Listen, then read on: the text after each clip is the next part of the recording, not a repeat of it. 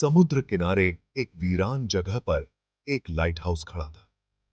यह light house कभी समुद्र के यात्रियों के लिए मार्गदर्शक हुआ करता था, लेकिन अब यह एक खंडहर बन चुका।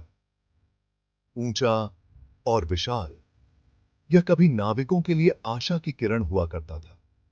इसकी रोशनी दूर दूर तक दिखाई देती थी और यह उन्हें सुरक्षित किनारे तक पहुंचने में मदद करता था। अब यह अतीत का अवशेष था, वीरान और भयावह। समय के साथ यह जगह डर और रहस्यों का केंद्र बन गई थी। स्थानीय लोग श्राप की कहानियां सुनाते थे। वे कहते थे कि इस लाइट हाउस में कुछ अलौकिक शक्तियां हैं जो इसे छोड़ने नहीं देती। वे अजीब घटनाओं और एक बेचैन करने वाली मौजूदगी के बारे में बात करते थे। रात के समय यहां से अजीब आवाजें सुनाई देती थीं, जो किसी को भी डरा सकती थीं। लाइट हाउस खामोश खड़ा था। इसकी रोशनी बुझी हुई थी। यह अब सिर्फ एक अंधेरे और खामोशी का प्रतीक बन गया था। समुद्री पक्षी उसके ऊपर चक्कर लगाते थे। उनकी चीखें उस जगह के अकेलेपन की गूंज थी। वे जैसे इस जगह की कहानी सुनाने की कोशिश कर रहे थे। पेंट उखड़ गया था, जिससे समय और नमक के छिड़काव से हुई बर्बादी का पता चलता था।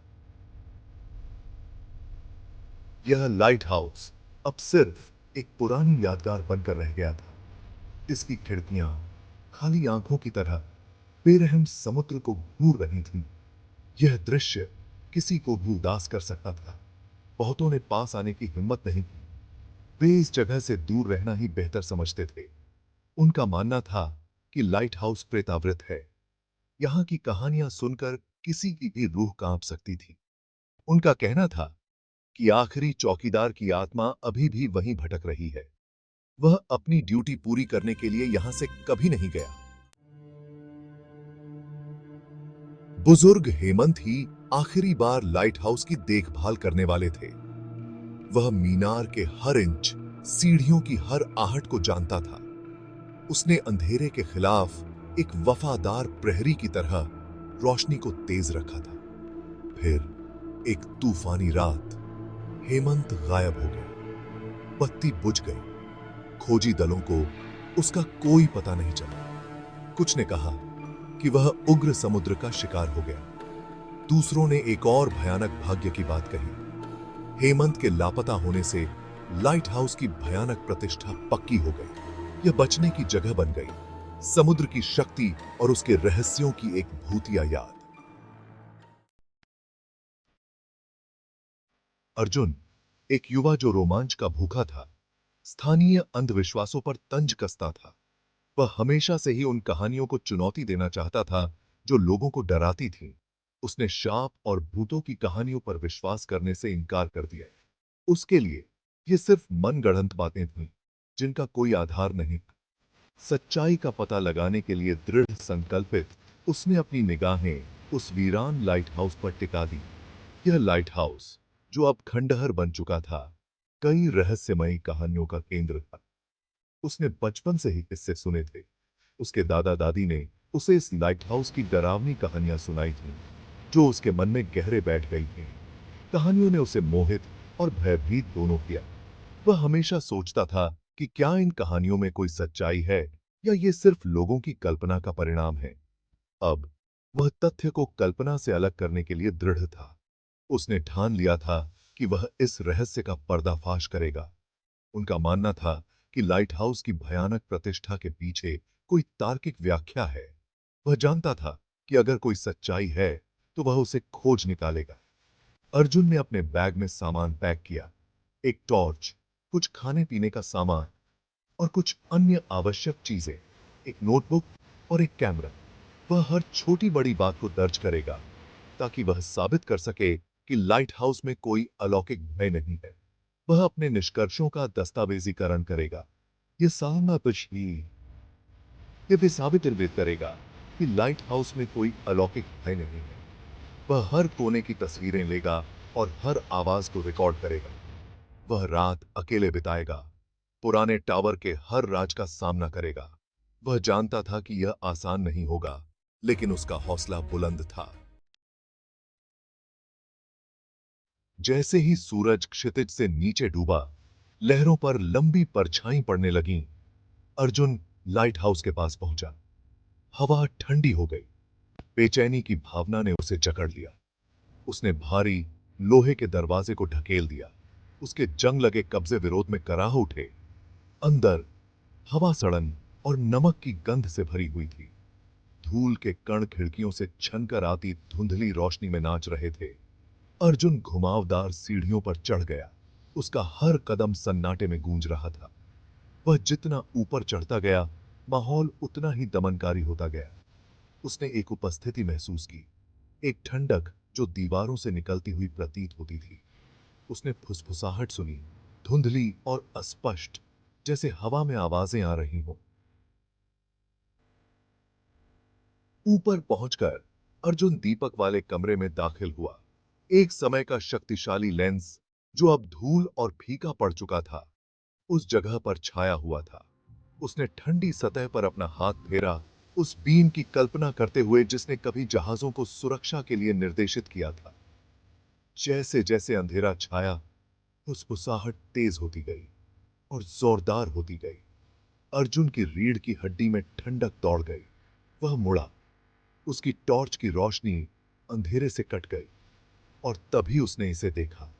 एक परछाई अंधेरे से अलग हो गई, लंबा और कुरूप। यह मंद रोशनी में टिमटिमा रहा था।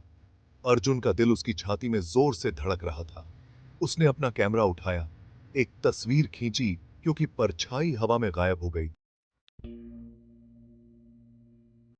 डर ने अर्जुन को अपनी चपेट में ले लिया, लेकिन वह अपने संकल्प पर कायम रहा। अंधेरे और रहस्यमयी वातावरण ने उसे विचलित करने की कोशिश की, लेकिन अर्जुन ने अपने मन को स्थिर रखा। वह अंधविश्वास को खुद को दूर नहीं भगाने देगा। उसने ठान लिया था कि वह इस रहस्य का पर्दाफाश करेगा, चाहे कुछ भी हो जाए। उसने परछाई के लिए एक तर्कसंगत व्याख्या खोजने की उम्मीद में दीपक वाले कमरे की तलाशी ली। हर कोने, हर दराज को उसने ध्यान से देखा, ताकि कोई सुराग न छूट जाए। एक ढीली ईंट के पीछे उसे एक छोटा धातु का डिब्बा मिला।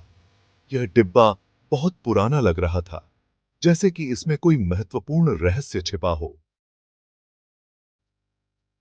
अंदर उसे चमड़े की बनी एक डायरी मिली, जिसके पन्ने उम्र के साथ खराब हो गए थे।